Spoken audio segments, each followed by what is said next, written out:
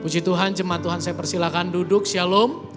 Terima kasih untuk kesempatan yang diberikan kepada saya untuk saya boleh ada di tempat ini membagikan firman Tuhan. Hari ini saya diberi judul atau tema yang sangat luar biasa, terima kasih GBI Battle. Temanya adalah Ketritunggalan Allah, gitu ya. Ketritunggalan Allah, dan hari ini saya beri judul firman Tuhan, merenungkan ketritunggalan Allah dalam keterbatasan manusia. Kenapa saya kasih judul ini? Karena harus diakui sebelum kita bahas tentang ketritunggalan Allah ini, kita harus menyadari, kita harus mengakui bahwa kita ini adalah manusia yang amat sangat terbatas. Ya, mungkin Bapak Ibu minggu kamari geus lieur cenah khotbahna. Alkitab firman Allah yang tak pernah salah. Waduh, cenah. Hari ini tentang Tritunggal gitu ya. Gak apa-apa Bapak Ibu. Sebetulnya di dalam hidup kita itu banyak yang bikin pusing. Tadi sempat ngobrol sama Pak Heri di ruangan, kita ngobrol usaha tentang perekonomian dan sebagainya. Wah, ketika membicarakan itu pusing kita. Hari ini memang akan sedikit pusing. Tapi kalau ngobrolin usaha pusing akhirnya mendatangkan kecemasan, ketakutan. Tapi kalau kita membicarakan tentang Tuhan, kepusingan kita justru akan membawa kita semakin kagum akan kasih-Nya. Amin. Kalau saudara pusing tentang firman Tuhan, tentang mengenal Allah, bersyukurlah. Karena itu menunjukkan bahwa Allah kita adalah Allah yang benar-benar besar. Kalau dia kecil itu sangat mudah masuk ke logika kita. Betul? Tapi karena dia besar, karena dia ajaib, karena dia agung, dia maha besar, maka kita tidak akan pernah memahami dia 100%. Tapi biarlah Roh Kudus menuntun kita pada pagi hari ini. Saya akan mulai dengan ini saudara. Firman Tuhan hari ini merenungkan ketritunggalan Allah dalam keterbatasan manusia. Di slide saya munculkan gambar ini. Ada 3 nama. Nama yang pertama adalah si garis. Bukan si gadis ya. Si garis. Nama yang kedua adalah si kotak atau persegi. Nama yang ketiga adalah si kubus. Kalau garis bisa ngomong, kita tanya tuh sama garis. Garis, kamu ada berapa? Aku ada 1, kata si garis. Namamu siapa? Garis, oke. Terus saya tanya lagi sama si garis. Garis, itu yang di sebelah kamu, itu siapa? Atau ada apa itu di sebelah kamu? Dia akan katakan apa? Oh, itu kumpulan 4 garis. Si kotak, nama gue pendek jadi panjang, kumpulan 4 garis. Gak mau. Kotak, 1 kotak. Si garis bilang, enggak, kamu 4 garis. Bertikailah mereka. Antara 1 garis dan 4 garis, kotak namanya. Lalu setelah itu si kotak ditanya, kotak, siapa yang ada di sebelah kamu? Dia lihat, benda apa itu? Dia bilang, oh, itu 6 buah tubuhku yang disusun. Jadi begitu, 6 kotak. Pribadiku ada 6 di sana. Di gambar itu pribadiku ada 6. Si kubus, panjang-panjang ting cenengaran orang. Kubus 1, kubus. Enggak, 6 kotak. Mereka sedang bertikai.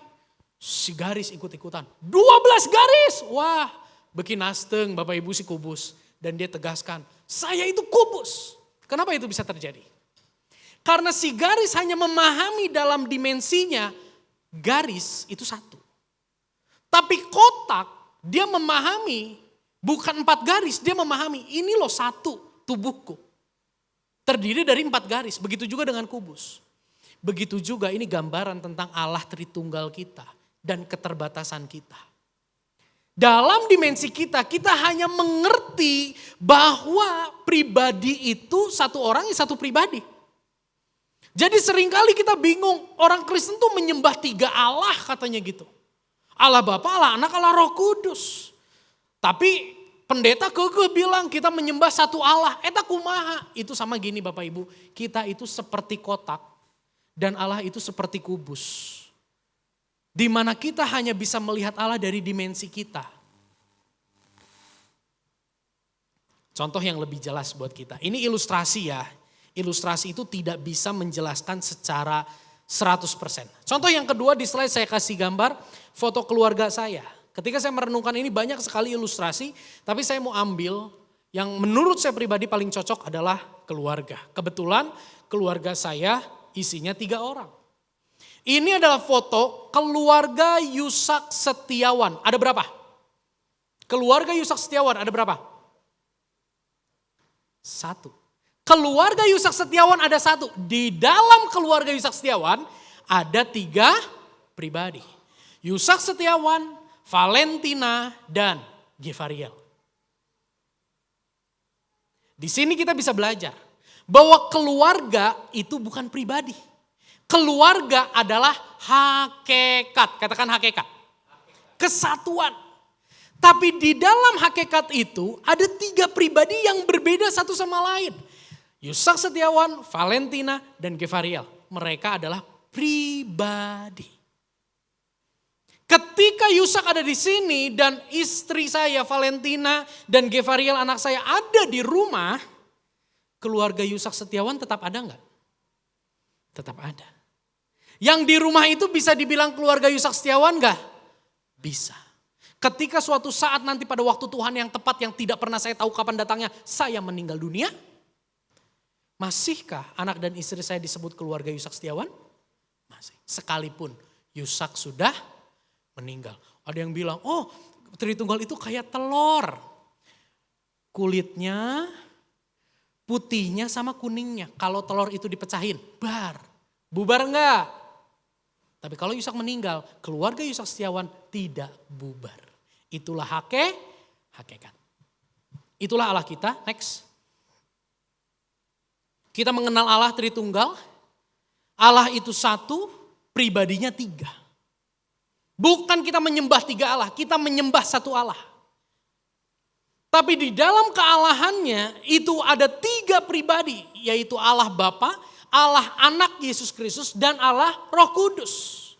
Allah Bapa adalah Allah, tapi Bapa bukan Yesus. Bapa bukan Roh Kudus. Yesus adalah Allah, tapi Yesus bukan Bapa dan Yesus bukan Roh Kudus.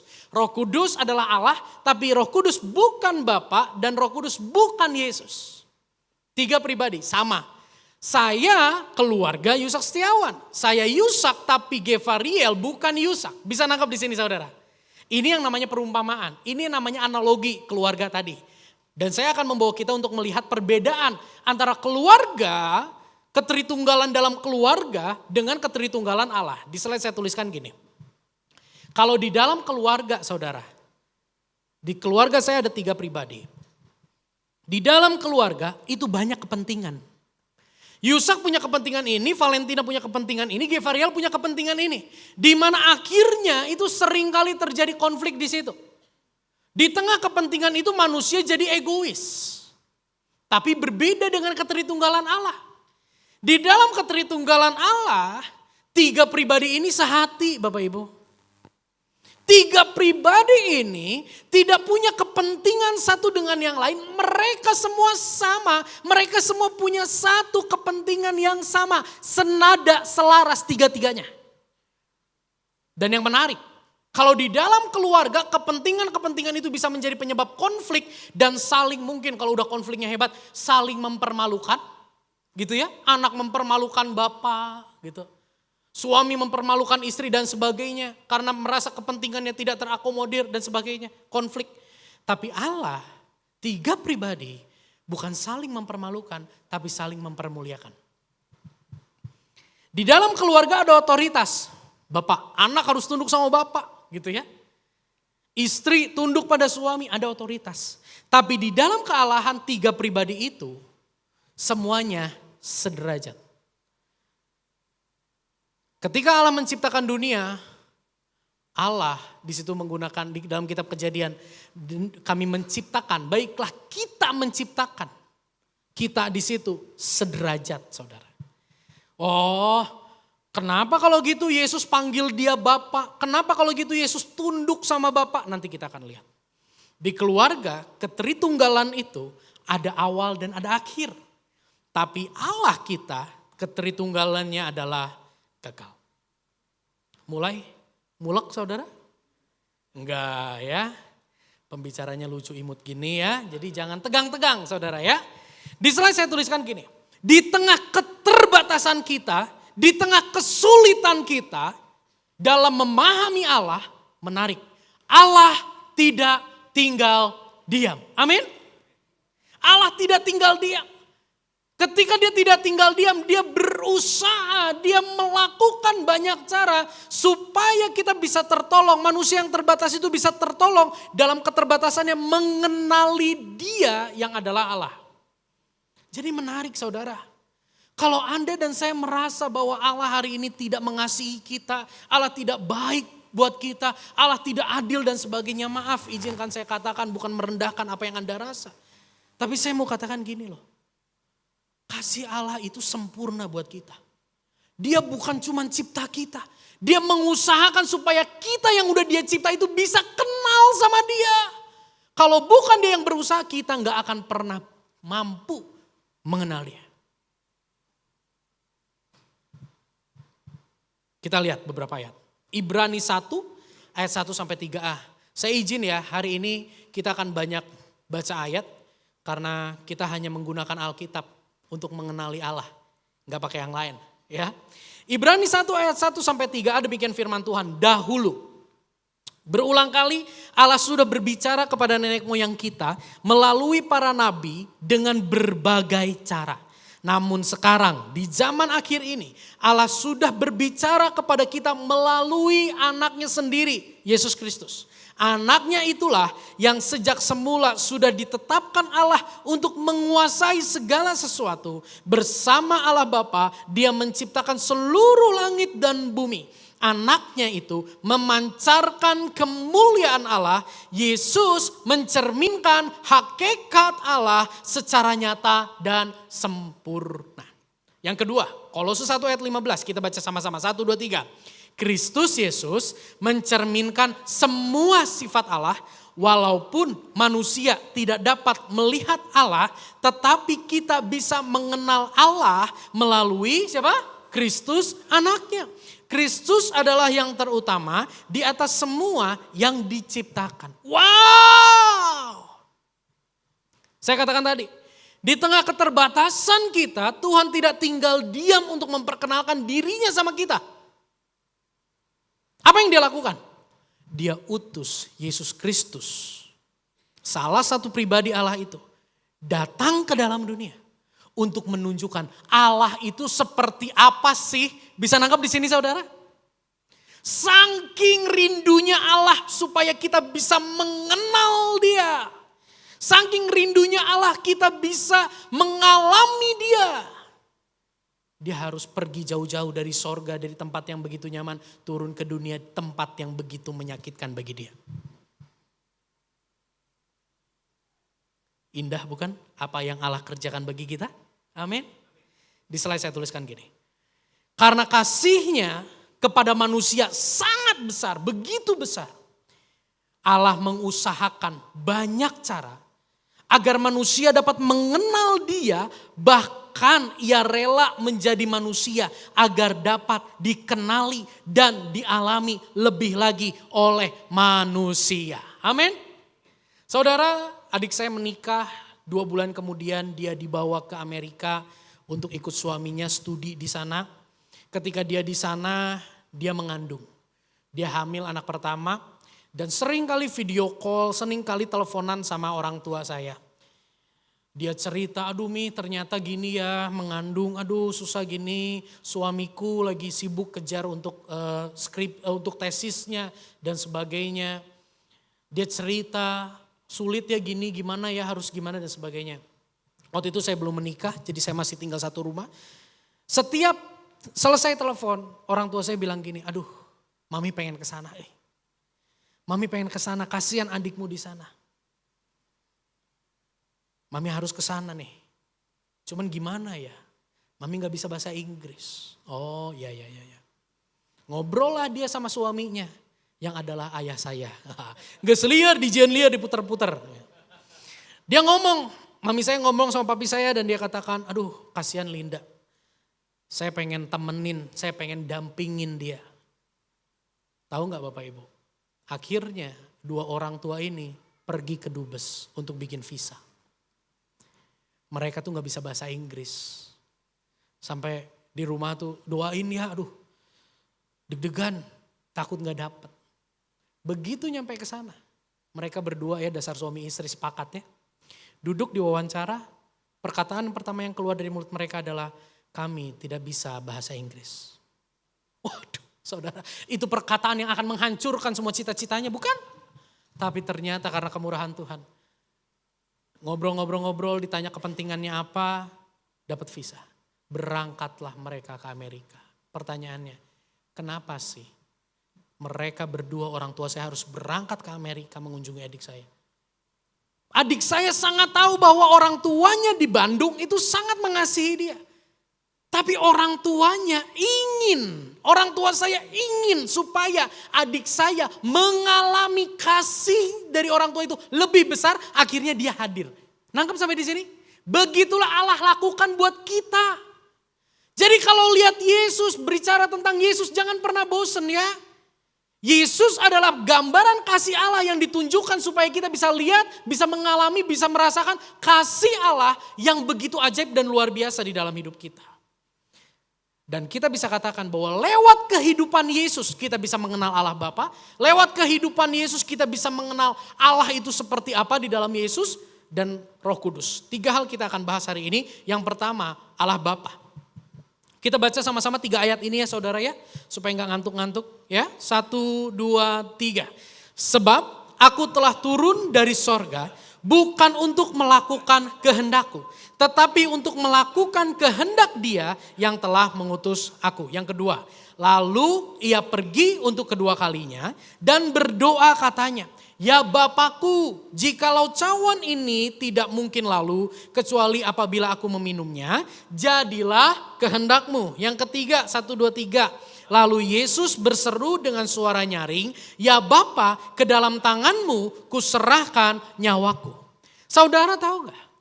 Hanya karena Yesus datang ke dalam dunia, hanya karena Yesus memanggil Dia Bapa, hanya karena Yesus mengajarkan kepada kita semua untuk berdoa dengan memanggil Dia Bapa, kita berani memanggil Allah sebagai Bapa. Kita tahu bahwa Dia tuh mau dipanggil Bapa. Kita tahu bahwa Dia itu mau menjadi Bapa bagi kehidupan kita. Tanpa Yesus hadir kita gak pernah tahu. Jadi lewat 3 ayat ini saudara, di slide saya tuliskan gini, melalui relasi Yesus dengan Bapa, melalui kehidupan Yesus, kita semua yang terbatas mengenal Allah bisa mengenal bahwa Allah kita adalah pribadi yang layak dihormati. Yesus mengatakan, aku datang ke dalam dunia bukan untuk melakukan kehendakku, melainkan melakukan kehendak Dia yang mengutus aku. Di situ menunjukkan bahwa Yesus menghormati Allah lewat apa? Lewat ketaatannya, penundukan dirinya kepada kehendak Allah Bapa. Di situ kita bisa tahu, oh ternyata sama Allah tuh ini loh, mesti tunduk. Dia tuh layak dihormati. Kita bisa tahu itu lewat siapa? Lewat Yesus yang sudah mempraktekannya terlebih dahulu. Lewat pribadi Yesus kita bisa tahu bahwa Allah itu memiliki kehendak. Allah kita itu adalah Allah yang memiliki kehendak. Yesus katakan bukan kehendakku yang jadi, tapi biarlah kehendakmu yang jadi. Kita tahu nih, tanpa Yesus mengatakan demikian, kita akan memandang Allah sebagai pribadi pemuas kebutuhan. Kita akan memandang Allah sebagai pribadi yang terus aja, lu ada buktiin dong, lu ada buktiin dong, lu ada kasih dong, lu ada kasih dong, gitu terus. Kita gak peduli sama kehendaknya, tapi dengan apa yang Yesus lakukan dan katakan, kita bisa tahu, oh ternyata Allah itu punya kehendak. Dan yang menarik, di atas kayu salib Yesus katakan gini, ke dalam tanganmu kuserahkan nyawaku. Artinya apa? Allah kita adalah Allah yang layak menerima seluruh kehidupan kita sebagai persembahan. Melalui relasi Yesus, kehidupan Yesus, kita bisa mengenal bahwa Allah adalah pribadi yang layak dihormati, memiliki kehendak, dan kehendaknya lah yang terbaik atas hidup kita. Perenungan buat kita, next, 2 perenungan buat kita. Pikirkan baik-baik.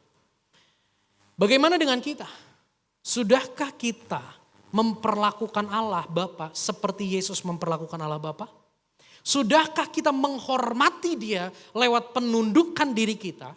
Atau kita tanduk-tanduk dia? Tunduk sama tanduk tipis. Sudahkah kita merelakan kehendak kita diganti dengan kehendaknya? Wow. Bukan kehendakku yang jadi melainkan kehendakmu lah yang terjadi. Kalau kita merenungkan apa yang Yesus lakukan, kita bisa sadar di dalam doa kita bukan maksa-maksa Tuhan untuk mengerjakan apa yang jadi kehendak kita. Tapi kita bisa punya penyerahan karena kita diajar sama Yesus. Gini loh memperlakukan Allah. Kalau saya ditanya dua hal ini, saya harus jujur saudara. Saya jawab, belum.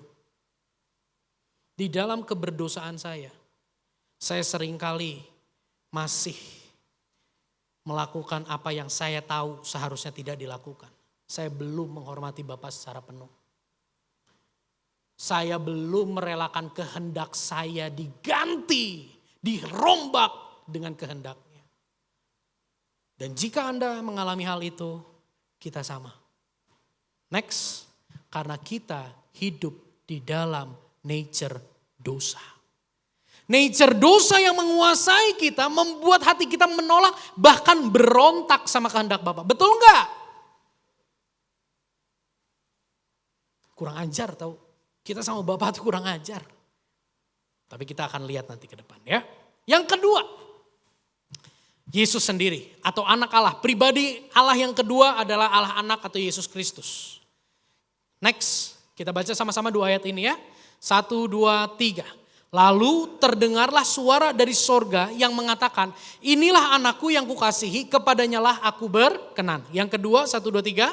Maka datanglah awan menaungi mereka, dari dalam awan itu terdengar suara, inilah anak yang kukasihi, dengarkanlah dia. Lewat dua ayat ini, manusia saat itu dalam konteks ini murid-murid dan orang-orang saat itu yang mendengar kejadian ini, mendengar suara ini, diyakinkan bahwa Yesus bukan orang sembarangan. Yesus adalah pribadi yang datang dari Allah. Yesus adalah pribadi yang diperkenan Allah. Yesus adalah Allah sendiri.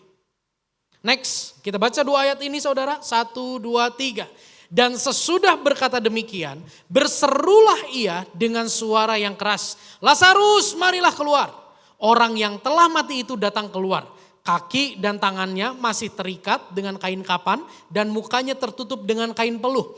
Kata Yesus kepada mereka, bukalah kain-kain itu dan biarkan ia pergi. Yang kedua, 1, 2, 3. Tetapi supaya kamu tahu bahwa di dalam dunia ini anak manusia berkuasa mengampuni dosa. Berkatalah ia kepada orang lumpuh itu. Wow saudara, di dalam ayat ini saudara, dari pembacaan ini kita bisa lihat gini loh. Bahwa Allah kita adalah Allah yang berkuasa. Kalau tadi lewat perjalanan kita mengenal Allah Bapa, kita tahu bahwa dia punya kehendak. Tapi di lewat kehidupan Yesus kita tahu bahwa Allah kita adalah Allah yang berkuasa. Allah yang bisa melakukan hal yang mustahil. Allah yang bisa melakukan semua hal yang gak bisa manusia lakukan. Ini cuma salah satu contoh. Membangkitkan orang mati, menyembuhkan orang lumpuh, kasih makan 5.000 orang. Pak Petrus lagi mancing gak dapat ikan, lagi menjala ikan tiba-tiba dapat ikan. Itu mujizat-mujizat bentuk kuasa Tuhan. Bentuk kuasa Allah yang dinyatakan lewat pribadi Yesus. Yang lebih hebat lagi. Ayat yang kedua yang tadi kita baca. Yesus berkuasa mengampuni dosa. Allah kita adalah Allah yang berkuasa mengampuni dosa. Jadi lewat Allah Bapa, oh Allah berkehendak. Punya kehendak dan kehendaknya yang terbaik. Lalu lewat Yesus, oh Allah kita adalah Allah yang punya kuasa. Next. Kita baca sama-sama dua bagian ini. 1, 2, 3. Karena begitu besar kasih Allah akan dunia ini, sehingga ia telah mengaruniakan anaknya yang tunggal, supaya setiap orang yang percaya kepadanya tidak binasa, melainkan beroleh hidup yang kekal. Yang kedua, 1, 2, 3. Dalam hal inilah kasih Allah dinyatakan di tengah-tengah kita, yaitu bahwa Allah telah mengutus anaknya yang tunggal ke dalam dunia, supaya kita hidup olehnya. Wow! Ternyata Allah kita bukan cuma Allah yang punya kehendak, Allah kita bukan cuma Allah yang punya kuasa, tapi Allah kita adalah Allah yang mengasihi kita semua. Amin. Buat apa sih dia punya kehendak, punya kuasa tapi gak punya kasih? Buat apa? Tanpa kasih kita gak akan pernah bisa ngalamin kuasanya. Karena kita orang-orang berdosa. Betul? Tanpa kasih kita gak akan pernah bisa mengalami kuasanya yang hebat, yang dahsyat. Tapi kita pagi ini belajar. Allah kita punya kehendak yang terbaik. Dia punya kuasa dan kasihnya itu sempurna di dalam pribadi Yesus Kristus. Di slide saya tuliskan. Melalui kehidupan Yesus, manusia bisa mengenal bahwa kuasa dan kasih Allah begitu apa? Sempurna. Kuasa dan kasih Allah begitu sempurna lewat pribadi Yesus. Perenungannya gini. Di slide saya tulis. Sudahkah kita benar-benar mengalami kesempurnaan kuasa dan kasih Allah dalam Kristus Yesus? Jawabannya relatif. Kalau Anda baru ditolong, Anda berkata amin. Tapi kalau Anda belum ditolong, masa sih? Nothing. Bohong.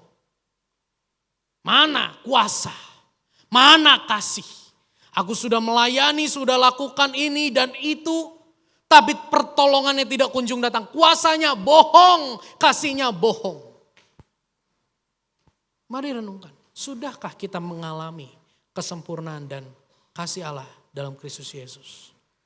Saya mau katakan saudara, seringkali ketika pertanyaan ini muncul, yang ada dalam benak kita adalah kuasa dan kasihnya yang menolong kita di tengah pergumulan kita. Pergumulan ekonomi, pergumulan kesehatan, pergumulan keluarga. Kalau itu belum terjadi, kita meragukan kuasa dan kasihnya. Tapi pagi ini saya mau katakan buat kita semua. Efesus 3 ayat 18-19, saya bacakan ayat ini. Paulus berdoa supaya kamu bersama dengan segala orang kudus dapat memahami apa? Betapa lebarnya, panjangnya, tingginya, dan dalamnya kasih Kristus. Dan dapat mengenal kasih itu sekalipun ia melampaui segala pengetahuan. Paulus doamu tidak terjawab. Mana kasih yang panjang, lebar, tinggi, dalam tak terfikirkan. Bohong. Saya udah minta tolong sama Tuhan tapi saya gak ditolong. Pernah mendengar cerita yang seperti itu? Marah sama Tuhan, kecewa sama Tuhan. Saya bilang pagi ini, kalau kita kecewa sama Tuhan karena apa yang kita doakan belum tertolong, kita kecelek. Kalau kita kecewa itu tandanya kita kecelek. Artinya kecelek gini, kita salah memahami kasih dan kuasa Tuhan yang sempurna. Kasih dan kuasa Tuhan yang sempurna itu bukan sekedar menolong kita melewati pergumulan hidup kita. Next, di slide saya tulis gini. Kuasa dan kasihnya yang sempurna, yang terbesar itu terletak dalam karya penyelamatan dan kebangkitannya bagi kita. Amin. Inilah anugerah, inilah Injil di mana kita dikasihi sebelum kita mengasihi Dia. Saudara sadarilah, Anda dan saya sudah dikasihi sebelum kita mengasihi Allah. Inilah ketulusan kasih Allah. Allah itu bukan Allah yang nunggu kita ngasih sama Dia, baru Dia mengasihi kita. Seringkali kita dihantui dengan pemikiran gini, aduh dia lebih rajin ibadahnya, dia pasti lebih ditolong Tuhan. Maaf saya katakan enggak. Aduh dia ngasih persembahan lebih banyak, kayaknya Tuhan lebih berpihak sama dia. Maaf saya katakan enggak. Di mata Tuhan dan cara Tuhan mengasihi Anda dan saya, bukan menunggu apa yang kita bisa berikan. Kasih Tuhan itu dinyatakan sebelum kita memberikan apa-apa sama Tuhan, sebelum kita mengasihi Dia, sebelum kita menghormati Dia, Dia sudah nyatakan kasihnya buat kita. Lewat apa? Lewat pengorbanannya di atas kayu salib menggantikan kita. Amin. Kasih tepuk tangan buat Tuhan Yesus. Sadari ini, yuk. Saudara, sadari ini. Jangan kita sampai salah mengerti tentang Tuhan. Anda dulu yang bertobat atau Yesus dulu yang mati di salib? Anda dulu yang kasih persembahan atau Tuhan dulu yang kasih hidup? Anda dulu yang kasih talenta melayani Tuhan atau Tuhan dulu yang kasih kita talenta? Jadi kalau kita punya talenta, kita punya daya untuk memberi sesuatu sama Tuhan, ketahuilah itu juga datangnya dari Tuhan. Jangan sombong. Kita ini orang-orang berdosa tapi dikasih begitu luar biasa. Dan itu nyata lewat Yesus Kristus. Yang terakhir, Kita mengenal Allah Roh Kudus lewat kehidupan Yesus. Yohanes 16 ayat 13 firman Tuhan berkata gini. Tetapi apabila ia datang yaitu roh kebenaran. Ia akan memimpin kamu ke dalam seluruh kebenaran. Sebab ia tidak akan berkata-kata dari dirinya sendiri. Tetapi segala sesuatu yang didengarnya itulah yang akan dikatakan olehnya. Dan ia akan memberitakan kepadamu hal-hal yang akan datang. Tadi saya katakan gini, hubungan antara tiga pribadi di dalam kealahan itu saling memuliakan. Bentuk Roh Kudus memuliakan Yesus apa? Dia berkata-kata bukan dari dirinya sendiri. Dia berkata-kata apa yang di Roh Kudus dengar dari Allah. Itu yang dikatakan kepada kita. Yohanes 14 ayat 16 sampai 17 kita baca sama-sama. Saya undang pemain keyboard. Demikian firman Tuhan 1, 2, 3. Aku akan meminta kepada Bapa dan ia akan memberikan kepadamu seorang penolong yang lain supaya ia menyertai kamu selama-lamanya. Yaitu roh kebenaran. Dunia tidak dapat menerima dia sebab dunia tidak melihat dia dan tidak mengenal dia. Tetapi kamu mengenal dia. Perhatikan 1, 2, 3. Sebab ia menyertai kamu dan akan diam di dalam kamu. Wow! Ternyata saudara, Allah kita bukan Allah sekedar Allah yang punya kehendak. Allah kita bukan sekedar punya kuasa. Allah kita bukan sekedar punya kasih. Tapi Allah kita rela diam di dalam kita. Allah kita rela berdiam, mendampingi, berjalan bersama dengan kita. Keren gak? Buat apa punya kuasa tapi gak mau diam di dalam kita? Buat apa punya kasih tapi gak mau menyertai kita? Buat apa? Tapi di dalam Roh Kudus kita tahu pagi ini bahwa Allah bukan hanya berkehendak, bukan hanya berkuasa, bukan hanya kasih. Tapi dia dekat. Wow! Siapa sih kita? Sehingga dia mau dekat dengan kita. Anda pernah merasa hidupmu terpuruk? Dan kayaknya nggak ada orang yang mau dekat-dekat dengan engkau. Saya mau katakan, Allah pencipta langit dan bumi, dia bukan cuma mau dekat, dia mau diam, tinggal di dalam kita, menyertai kehidupan kita. Anda kalau mau beli rumah untuk Anda tinggal, Anda pastikan dulu semuanya baik seperti yang Anda inginkan. Betul? Begitu gak cocok sama Anda tinggalin. Tahu gak? Kalau Allah cari tempat tinggal seperti kita cari tempat tinggal, dia gak akan mau tinggal di dalam yusak, busuk. Dia gak mau tinggal di dalam kita karena terlalu kotor untuk dia yang kudus. Ini yang Allah lakukan. Dia mau diam di dalam kita. Supaya di dalam setiap musim hidup kita, kita bisa mengenal, mengalami, mengagumi, mengasihi, rela untuk taat, rela untuk mengasihi dia lebih dari segalanya. Di slide saya tulis gini, melalui kehidupan Yesus, manusia mengenal bahwa Allah adalah pribadi yang setia. Dan bersedia diam, tinggal di dalam kita. Pertanyaan buat kita, ketika kita tahu Roh Kudus diam di dalam kita, apa sih yang kita harapkan dari Roh Kudus? Di slide saya tulis. Ketika Anda mendengar, oh Roh Kudus ada di dalamku, apa sih yang Anda harapkan? Di dalam kalimat tersebut, Roh Kudus di dalam kita, apa yang kita harapkan dari pekerjaannya di dalam kita? Seringkali kita kecelek lagi saudara. Kalau Roh Kudus ada di dalam kita, wah kayaknya hidupku gak ada masalah, gak ada pergumulan, ada masalah bisa dilewatin, diloncatin. Gak ada masalah yang terlalu besar, aku bisa melampaui segalanya. Ya, tapi ini sebuah kenyataan yang harus kita terima. Next, ini kenyataan yang harus kita terima saudara. Roh Kudus tidak selalu mengerjakan apa yang kita harapkan. Saya ulang ya. Roh Kudus tidak selalu mengerjakan apa yang kita harapkan. Tapi Roh Kudus akan selalu mengerjakan apa yang Allah harapkan terjadi dalam hidup kita untuk kebaikan kita. Kasih tepuk tangan buat Tuhan Yesus. Oh my God. Pusing belajar Tritunggal? Kenapa gak pusing? Karena ketika kita mempelajari tentang Allah yang besar itu, walaupun kita gak ngerti 100%, tapi kita ketemu kasihnya. Kasihnya lebih besar dari kepusingan kita. Akhirnya kita bisa tetap senyum-senyum hari ini. Amin. Makan bisa tetap enak. Pulang dari sini. Gak pusing. Saya ulangi ya di slide ya. Saudara sadarilah. Dalam keterbatasan kita. Dalam keberdosaan kita.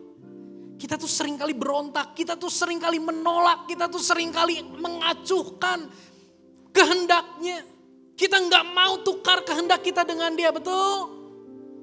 Tapi di tengah keberdosaan dan kebobrokan kita, di tengah penolakan kita terhadap Allah, di slide saya tuliskan, kasihnya berlimpah. Wow, inilah ketulusan kasih Allah yang tiada tandingannya. Di tengah kebobrokan kita, di tengah penolakan kita, Bapa rindu untuk berdamai dengan kita yang selalu menyakiti hatinya. Dia rindu berdamai dengan kita, bukan cuma berdamai. Dia rindu, yuk kita memulai yuk. Aku pengen kamu kenal aku loh. Aku pengen loh, kamu tahu aku sayang kamu.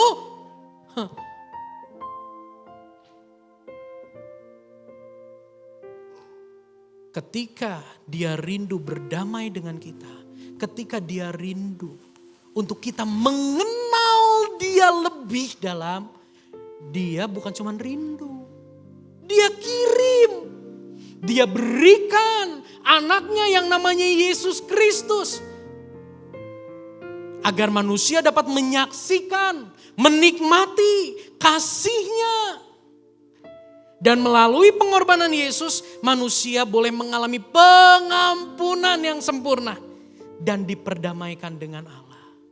Yang tadinya seteru Allah, jadi anak Allah, privilege yang tiada tandingannya. Amin.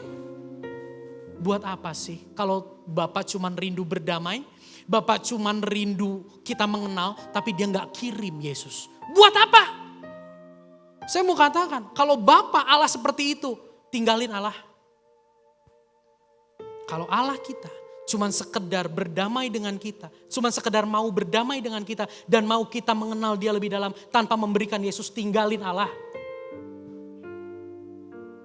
Tapi jangan tinggalin Allah karena kita tahu dia bukan cuma rindu kita mengenal dia. Dia kasih jalan untuk kita damai sama dia, dia kasih jalan untuk kita bisa mengalami dia, mengenal dia, berdamai dengan dia, bahkan dari seteru jadi anak. Lewat siapa jalannya? Yesus Kristus. Amin. Kasihnya gak berhenti di situ. Kenyang deh sama kasihnya Tuhan.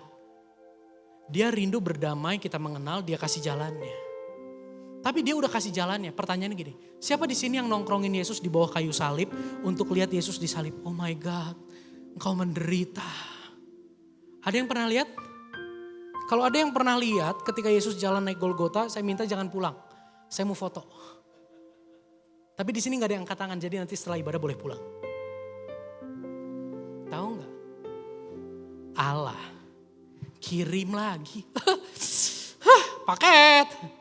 Kiriman Allah buat kita banyak. Bukan uang. Tapi dia mengirim Yesus. Dia mengirim Roh Kudus. Di slide saya tulis gini. Roh Kudus hadir untuk menolong kita. Supaya kita yang gak lihat itu bisa percaya. Supaya kita yang gak pernah mengagumi itu kita bisa jadi kagum sama dia. Sehingga kita menerima Yesus dan menjadikan Yesus sebagai Tuhan dan Juru Selamat. Amin. Hari ini Anda percaya sama Yesus sebagai Tuhan dan Juru Selamat. Saya mau bilang, bukan Anda yang hebat. Bukan Yusak yang hebat. Kita renungin yuk. Sebelum kita percaya Yesus, hidup kita kayak apa? Pernah gak Anda menolak ketika orang katakan, ayo percaya Yesus? Pernah gak Anda menolak? Coba renungin. Anda akan menemukan di masa lalumu ribuan alasan untuk Anda kecewa, marah sama Tuhan. Dan gak mau percaya sama Yesus sebagai Tuhan dan Juru Selamat. Tapi hari ini kalau Anda percaya, itu semua karena Allah juga yang bekerja. Paulus bilang gini di dalam 1 Korintus, saya gak masukin di slide. 1 Korintus 12 ayat 3, perhatikan saya bacakan gini. Karena itu aku mau meyakinkan kamu bahwa tidak ada seorang pun yang berkata-kata oleh roh Allah dapat berkata terkutuklah Yesus. Perhatikan ini. Dan tidak ada seorang pun yang dapat mengaku Yesus adalah Tuhan selain oleh Roh Kudus. Wow. Oh my God.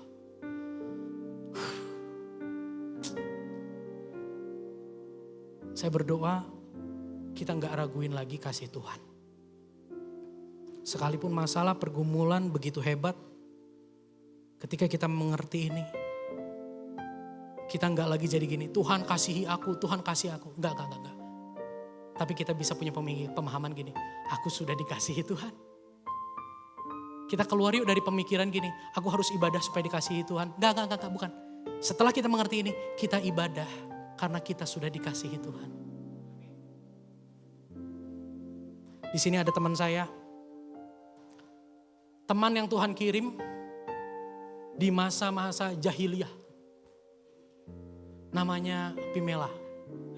Yang tadi berdiri di sini Bapak Ibu. Anda mau tahu kehidupan saya sedikit, boleh tanya-tanya sama dia nanti. Kok jangan pulang dulu kata jemaat, mau tanya-tanya. Enggak. 3 tahun kurang lebih. Kita satu jemputan. Jadi jemputan udah jemput Pimela, terus jemput saya. Terus kita baru sekolah, pulangnya gitu. Antar saya, antar Pimela. Jadi dia tahu banget kelakuan saya. Apa yang keluar dari mulut saya dia tahu. Otak saya itu yang sering kali diomongin, yang diketawain dia tahu banget. Dan saya adalah orang yang paling tidak mau menerima Yesus sebagai Tuhan dan Juru Selamat. Saya menolak, saya marah, saya benci sama Yesus. Karena saya dilahirkan di tengah keluarga hamba Tuhan. Yang kasih saya pressure begitu luar biasa. Saya marah sama Tuhan. Tapi hanya karena Roh Kudus. Yang tuntun saya di tengah kemarahan saya. Yang tuntun saya di tengah amukan, pemberontakan saya. Saya dituntun bukan diseret. Saya dituntun, ayo Sak, lihat. Lihat apa yang Yesus lakukan. Terpukau. Akhirnya ketika saya terpukau, saya terima dia. Bukan karena saya takut masuk neraka. Saya terima dia karena saya lihat dialah yang paling mengasihi saya. Amin. Akhirnya di hati saya rela untuk mengasihi dia, untuk taat, untuk tunduk seperti Yesus tunduk. Bukan karena saya takut dikutuk, tapi saya tahu dia sudah mengasihi saya. Saya rela, hati saya luluh dan saya mau tunduk.